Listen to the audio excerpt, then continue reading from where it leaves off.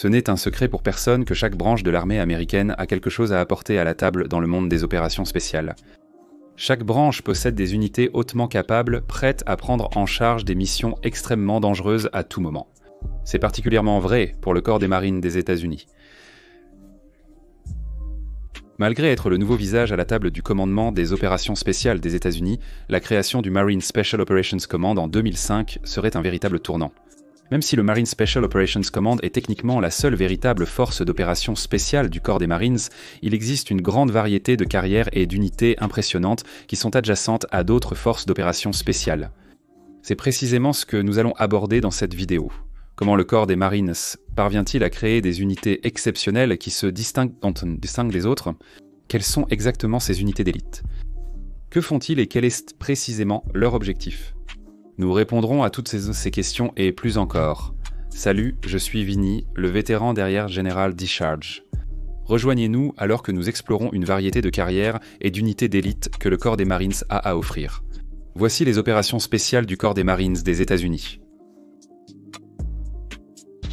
Commençons les choses avec Marine Special Operations Command. Bien qu'il serait amusant de vous dire que Marine Special Operations Command a été créé en 2005 parce que le corps des Marines avait besoin d'une unité d'élite capable d'opérer efficacement dans une variété d'environnements dangereux, ce ne serait pas exactement vrai. Les dirigeants du corps des Marines de l'époque pensaient que leur participation à commandement des opérations spéciales des États-Unis n'était pas nécessaire, car les unités sous leur commandement étaient très compétentes. Malgré tout, rien n'a pu empêcher la création de Marine Special Operations Command, qui est rapidement devenu le symbole des opérations spéciales pour le corps des Marines. Le corps des Marines a retiré des marines de reconnaissance de certains bataillons de reconnaissance pour créer les bataillons d'opérations spéciales marines, marquant ainsi l'histoire. Aujourd'hui, Marine Special Operations Command est reconnue comme l'une des forces d'opérations spéciales les plus capables et efficaces que l'armée américaine a à offrir, et pour de bonnes raisons. Ils ont une large gamme de capacités. Leurs missions principales sont typiques des forces d'opération spéciales, actions directes, reconnaissance spéciale, contre-terrorisme, défense interne, étrangère, assistance aux forces de sécurité, contre-insurrection, soutien contre les armes de destruction massive et guerre non conventionnelle.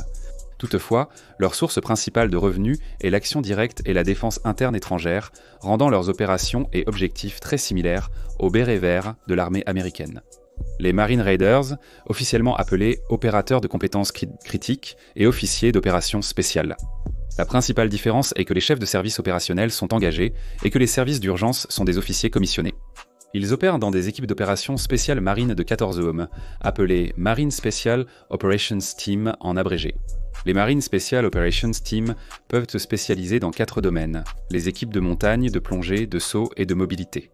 Mais si aucune de ces équipes ne vous convient, pensez à l'équipe de libération générale. Dans l'année à venir, nous voulons passer au niveau supérieur et produire encore plus de contenu excitant et informatif pour vous tous. Cependant, avec tant d'unités étrangères, d'unités conventionnelles et de concepts que nous aimerions essayer, il est devenu presque impossible pour nous de suivre avec la main-d'œuvre disponible et de toujours livrer la qualité que vous attendez d'une vidéo de libération générale. Rejoignez-nous sur Patreon pour soutenir la chaîne et l'aider à grandir. Votre contribution fera une grande différence. Scannez le code Quick Response à l'écran ou cliquez sur le lien dans le commentaire épinglé ou la description. Intégrer la seule unité des opérations spéciales des Marines est un défi de taille. Contrairement à d'autres domaines des opérations spéciales, la seule façon d'intégrer le Marine Special Operations Command est de servir d'abord en tant que marine conventionnelle pendant un certain temps. Après cela, ils passent par un processus de sélection épuisant, connu sous le nom d'évaluation et de sélection, ou évaluation et de sélection, puis passent à un cours rapide et complexe connu sous le nom de cours de formation individuelle, ou cours de formation individuelle en abrégé. À la fin du pipeline, ils obtiennent leur DAG et se rendent à un bataillon de Marine Raiders. Maintenant que nous avons couvert les Marine Raiders, passons à la reconnaissance marine. Vous vous demandez peut-être, la reconnaissance marine n'est pas une opération spéciale? Étonnamment, ce n'est pas le cas, et cela vaut aussi pour la force Recon. Mais la reconnaissance marine est capable d'opérations spéciales, et ce seul mot fait toute la différence. La reconnaissance a une structure et une chaîne de commandement différentes, ce qui peut sembler être une question de sémantique. Ils appuient nord la force de tâches aérienne terrestre marine, qui gère opérationnellement l'ensemble du corps des Marines. Mais ne vous y trompez pas, les marines de reconnaissance font à peu près tout ce que font les forces d'opération spéciales. Ils tirent, sautent, plongent et peuvent se retrouver en danger tout autant que n'importe qui d'autre. Mais leur objectif principal est de fournir des renseignements, comme leur nom l'indique, à l'élément de combat au sol du Marine Air Ground Task Force. On peut dire qu'ils sont les yeux et les oreilles des Marines. Mais pour mener des reconnaissances, ils doivent être doués pour l'infiltration et l'exfiltration, tout cela sans laisser de traces de leur présence. L'infiltration et l'exfiltration peuvent s'effectuer par la plongée, la patrouille et les sauts. Ils sont formés pour créer des cachettes où ils ne seront pas détectés par l'ennemi et peuvent se déplacer sans que personne ne sache qu'ils étaient là.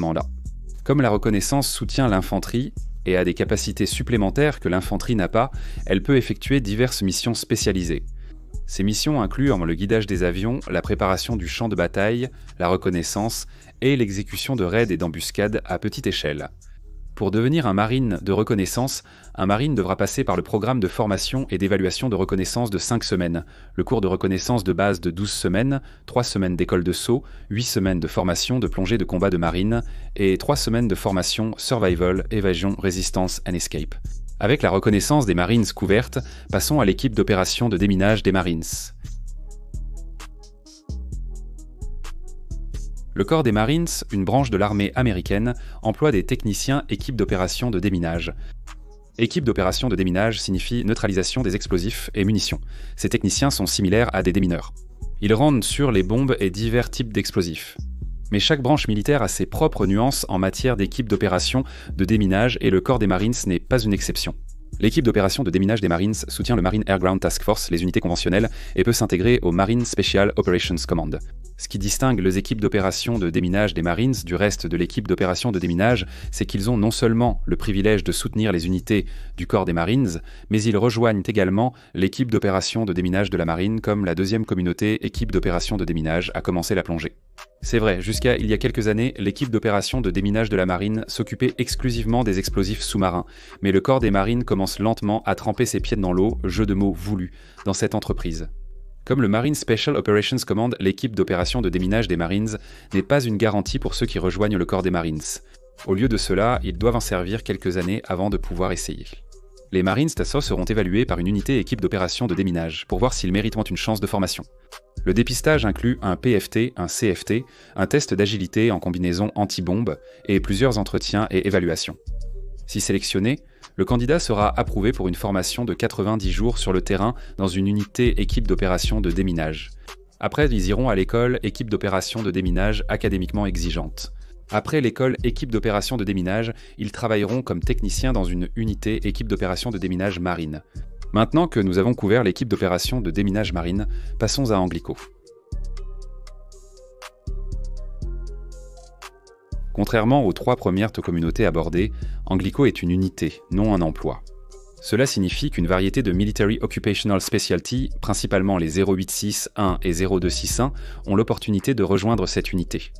Mais qu'est-ce exactement Anglico ? Anglico signifie Compagnie de liaison de tir naval aérien.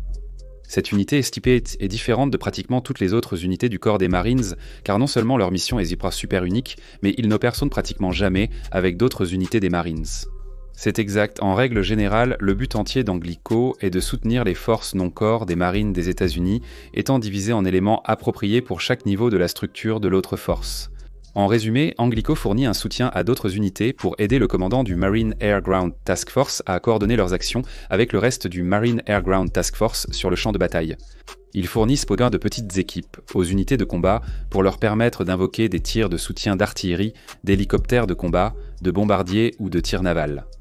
Bien que les Anglicos soient surtout connus pour leur capacité à contrôler le soutien aérien rapproché, ils sont tout aussi bien formés pour utiliser des tirs terrestres et maritimes, y compris l'artillerie de canon, l'artillerie de roquettes, les munitions guidées de précision et le soutien de tir naval. Les Marines Anglicos sont divisés en différents éléments opérationnels selon les tailles des forces avec lesquelles ils travaillent. Il existe des cellules de division, des pelotons, des équipes de liaison d'armes de soutien, SALT, et des équipes de contrôle de la puissance de feu, FICETS.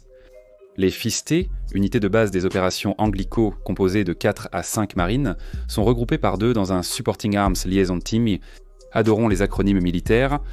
En raison de la petite taille d'un force d'intervention de la compagnie de tirailleurs, ils participent aux opérations de combat au sol aux côtés de leur unité de soutien, permettant une intégration détaillée dans les patrouilles, les raids et les opérations de défense. Bien qu'Anglico soit très différent du reste du corps des Marines, il n'y a pas de processus de sélection formelle pour le rejoindre. Les Marines reçoivent souvent des ordres pour cette unité comme pour une unité conventionnelle. La seule formation formelle qu'un Marine recevra provient du cours de base Anglico, que chaque Anglico gère indépendamment et qui n'est pas standardisé entre les compagnies. Mais malgré cela, être un Marine Anglico offre une grande variété d'opportunités que beaucoup de Marines ne pourraient donc jamais obtenir dans d'autres unités conventionnelles. Maintenant que nous avons couvert Anglico, passons aux équipes de réaction spéciale des Marines. Les équipes de RICE comme de réaction spéciale font partie de plusieurs institutions policières aux États-Unis, y compris le corps des Marines. Les équipes de réaction spéciale de le corps des Marines des États-Unis, ou Special Reaction Team en abrégé, sont composées de policiers et militaires rattachés à un bureau du prévôt basé sur le corps des Marines, qui sont toujours en alerte pour répondre à des situations telles que des tireurs actifs, des prises d'otages et des sujets barricadés. Autrement dit, ils sont comme l'équipe Special Weapons and Tactics d'une installation du corps des Marines. Le Special Reaction Team opère en mode d'urgence. Lorsqu'une menace est jugée trop risquée pour un patrouilleur, le Special Reaction Team reçoit un appel pour neutraliser le sujet. Leur objectif principal est de contenir, contrôler et dominer une menace psychologiquement ou physiquement. Les membres du Special Reaction Team sont formés aux tirs de précision, aux tactiques de mouvement, d'entrée, de rupture et d'atteinte d'objectifs pour neutraliser les menaces. Un Special Reaction Team est composé d'environ 9 à 14 MP, ou plus qui ont prouvé qu'ils étaient capables de gérer son ensemble de missions intenses. Un Special Reaction Team comprend généralement un chef d'équipe, un homme de pointe, 2 défenseurs, une sécurité arrière, 2 tireurs d'élite et 2 observateurs. Toutefois, les membres de l'équipe se forment entre eux pour s'adapter à tout rôle dans l'équipe. Pour rejoindre le Special Reaction Team, un Marine doit être un Military Police avec le Military Occupational Specialty de 5811. Ils devront se porter volontaires à leur commandement pour une évaluation rigoureuse lors d'un processus de sélection. Bien que chaque installation fasse les choses un peu différemment, ils devront tous avoir de bons scores PFT et CFT, avoir un score de qualification d'expert au fusil et au pistolet, passer plusieurs entretiens et prouver qu'ils seraient un bon membre de l'équipe.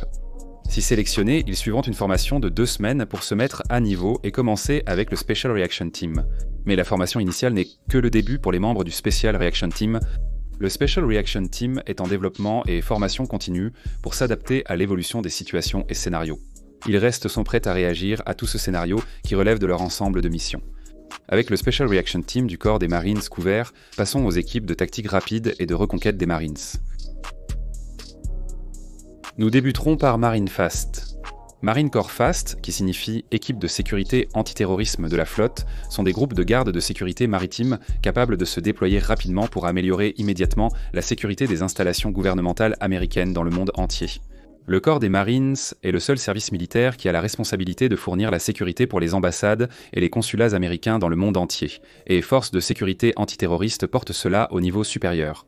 Ils maintiennent des pelotons déployés en avant dans les installations où ils sont basés et ont pour mission de répondre à des imprévus qui peuvent survenir à tout moment.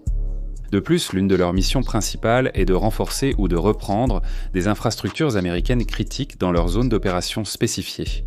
Afin de pouvoir accomplir leur mission, ils mènent une formation spécialisée incluant des opérations d'évacuation de non-combattants, des combats rapprochés, des opérations en terrain urbain, des opérations de convoi, des opérations à bord de navires et des opérations de sécurité spécialisées.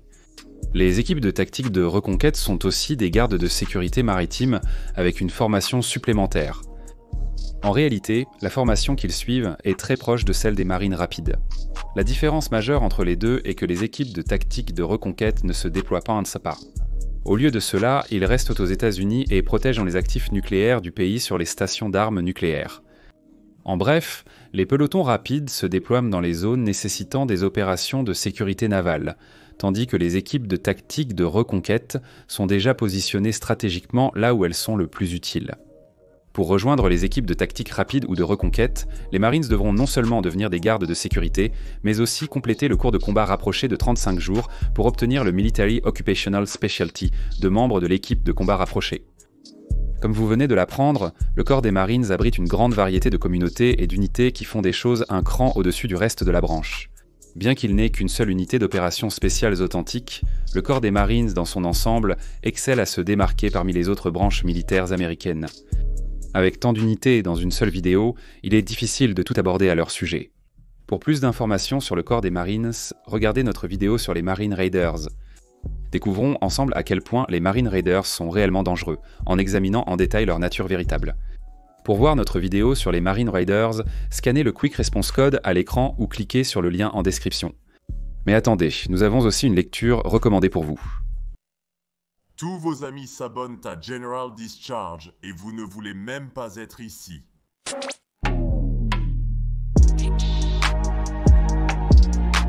Merci.